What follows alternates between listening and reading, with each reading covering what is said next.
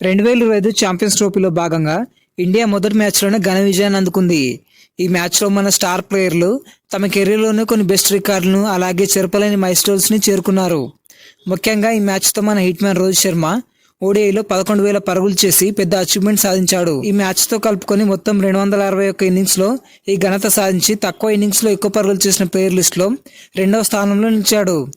మొదటి స్థానంలో మన కింగ్ విరాట్ కోహ్లీ కొనసాగుతున్నాడు. ముఖ్యంగా ఈ మ్యాచ్లో ఇండియా గెలవడానికి ముఖ్య కారణం బ్యాటర్ శుభ్మన్ గిల్. గత కొన్ని మ్యాచ్లుగా అతను కన్సిస్టెంట్గా చివరి వరకు ఆడుతూ ఓడిఐ ర్యాంకింగ్లో నెంబర్ 1 ప్లేస్లో నిలిచాడు. ఈ సెంచరీతో అతను 8వ ఓడిఐ సెంచరీని కంప్లీట్ చేసుకున్న సంవత్సరం శుభ్మన్ గిల్ ఫామ్ చాలా బాగుంది. మిస్టర్ కన్సిస్టివ్ అనే పదానికి బెస్ట్ ఎగ్జాంపుల్గా చూపించవచ్చు. ప్రతి మ్యాచ్లో కూడా చివరి వరకు వికెట్ పడకుండా ఆడుతున్నాడు లేదా సెంచరీ అయినా చేస్తున్నాడు. ఓపెనర్గా ఇండియాకి సరైన పేరు దొరికాడు.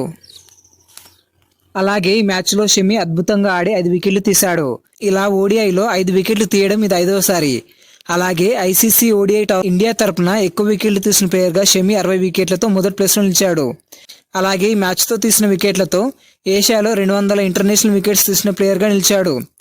అలాగే ఫాస్టెస్ట్ వికెట్ తీసిన ఓడిఐ ప్లేయర్గా మొత్తంగా 103 ఓడిఐ మ్యాచ్లో 200 వికెట్ల గంత సాధించాడు. అలాగే వీళ్ళతో పాటు మన జిడ్డుబాయి రవీంద్ర జడేజా కూడా ఈ మ్యాచ్తో ఒక అరుదైన రికార్డ్ సాధించాడు.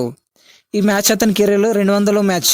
అంటే ఈ మ్యాచ్తో అతను 200 మ్యాచ్లు ఆడిన ప్లేయర్గా నిలిచాడు. ఈ మ్యాచ్ మొదట సులభంగానే గెలవచ్చు అనుకున్నారు.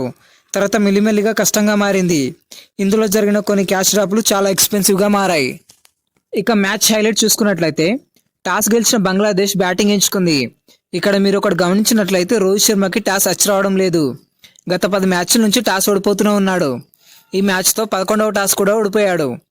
ఇక మ్యాచ్ మొదలుపెట్టిన బంగ్లాదేశ్ ఓపెనర్స్కి షాక్ ఇస్తూ భారత్ మొదట్లోనే అదిరిపోయే ఆరంభాన్ని అందుకుంది.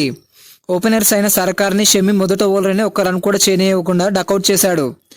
ఇక 2వ ఓవర్లో కూడా ఈ మ్యాచ్తో ఓడిఐలోకి ఎంట్రీ ఇచ్చిన హర్షిత్ రాణా బంగ్లాదేశ్ కెప్టెన్ అయిన షాంటోని కూడా 0 పరుగులకి అవుట్ చేశాడు. దీంతో బంగ్లాదేశ్ 2 పరుగులకి 2 వికెట్లు కోల్పోయింది. ఆ తర్వాత వచ్చిన మిరాజ్ను కూడా షమి పవర్ ప్లే దాటగానే వికెట్ తీసేశాడు. మొదట్లో వచ్చిన ఓపెనర్ టీ హసన్ మెల్లిమెల్లిగా 25 పరుగుల వరకు చేశాడు. ఇక అక్షర్ పటేల్ రావడంతోనే అతను వికెట్ తీశాడు. ఇందులో విచిత్రం ఏంటంటే వికెట్ తీశాడని కీపర్ కేఎల్ రాహుల్ చెప్పే వరకు అక్షర్ పటేల్కి తెలియదు. ఇంకో ట్విస్ట్ ఏంటంటే ఆ నెక్స్ట్ బాల్కి అక్షర్ పటేల్ రహీంను కూడా డకౌట్ చేశాడు. దాంతో అక్షర్కి హ్యాట్రిక్ తీసే ఛాన్స్ వచ్చింది. ఆల్మోస్ట్ జకరాల్ని అక్షర్ పటేల్ హ్యాట్రిక్ వికెట్గా తీయబోయాడు. కానీ స్లిప్లో ఉన్న రోహిత్ శర్మ అతని క్యాచ్ని మిస్ చేయడంతో అక్షర్కి హ్యాట్రిక్ ఛాన్స్ మిస్ అయింది. దీంతో రోహిత్ శర్మ చాలా బాధపడ్డాడు. అక్షర్ పటేల్కి దండం పెట్టి సారీ కూడా చెప్పాడు.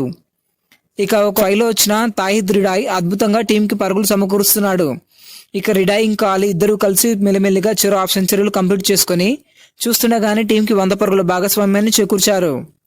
మధ్యలో ఒకసారి రిడాయ్ కొట్టిన బంతిని హార్దిక్ పాండ్యా క్యాచ్ డ్రాప్ చేశాడు. అన్బిలీవబుల్ క్యాచ్లు పట్టే హార్దిక్ పాండ్యా కూడా ఇలా క్యాచ్ డ్రాప్ చేయడం చాలా రేర్. ఇక చాలా సమయం తర్వాత 42వ ఓవర్లో 68 పరుగులు చేసిన అలీని షమి అవుట్ చేశాడు. నెంబర్ 8లో వచ్చిన హుసేన్ని 18 పరుగులు చేసి హర్షిత్ రాణా బౌలింగ్లో అవుట్ అయ్యాడు. ఇందులో హర్షిత్ రాణాని ఎందుకు తీసుకున్నారనే వాళ్ళకి ఇదే నా సమాధానం అన్నట్టుగా హర్షిత్ రాణా 3 వికెట్లు పడగొట్టాడు. ఇక తర్వాత వచ్చిన సకీబ్ అండ్ అహ్మద్లను షమి అవుట్ చేశాడు. ఇన్నింగ్స్ లో చివరి వరకు అజేయంగా నిలిచిన రిడాయ్ 118 బంతుల్లో సెంచరీ కంప్లీట్ చేసుకుని చివరి ఓవర్లో 2 బంతులు మిగిలి ఉండగా అవుట్ అయ్యాడు. ఈ ఇన్నింగ్స్ లో షమి 5 వికెట్లు, హర్షిత్ రాణా 3 వికెట్లు, అక్షర్ పటేల్ 2 వికెట్లు తీశారు. ఈ ఇన్నింగ్స్ ముగిసేసరికి బంగ్లాదేశ్ 228 పరుగులు చేసి ఆల్అౌట్ అయింది. ఇక 2వ ఇన్నింగ్స్ లో 229 పరుగుల లక్ష్య ఛేదనకు దిగిన భారత్కు ఓపెనర్స్ రోహిత్ శర్మ అలాగే గిల్లు మంచి స్టార్ట్ని అందించారు. ఈ మ్యాచ్లో కూడా రోహిత్ శర్మ మంచి టచ్లో కనిపించాడు. అప్పటి వరకు బాగా ఆడి 10వ ఓవర్లో 36 బంతుల్లో 41 పరుగులు చేసి తస్కిన్ అహ్మద్ బౌలింగ్లో అవుట్ అయ్యాడు. 1 డౌన్లో వచ్చిన విరాట్ కోహ్లీ స్లో స్టార్ట్ అందుకొని 38 బంతుల్లో 22 పరుగులు చేశాడు.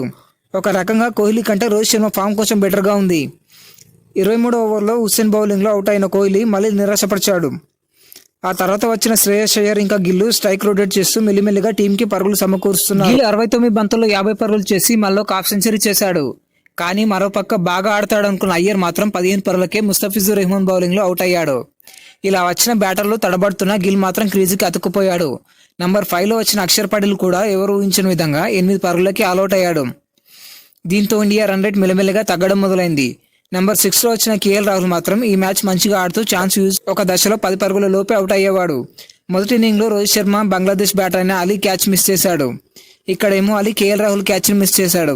అది చూసి రోహిత్ శర్మ చివరి వరకు నాటౌట్గా నిలిచి గిల్ మళ్ళీ ఒక సెంచరీని తన ఖాతాలో వేసుకున్నాడు. బాధ్యతగా ఆడిన గిల్ వైస్ కెప్టెన్ ఏం చేయగలడు అని నిరూపించాడు. కేఎల్ రాహుల్ కూడా నాటౌట్గా ఉండి 41 పరుగులు చేశాడు. ఈ ఇన్నింగ్స్లో హుసేన్ 2 వికెట్లు, అహ్మదైన్, ముస్తఫిజుర్ రెహమాన్ చెరో వికెట్ తీసుకున్నారు. దీంతో ఇండియా పాయింట్స్ టేబుల్లో 2వ ప్లేస్లో నిలిచింది.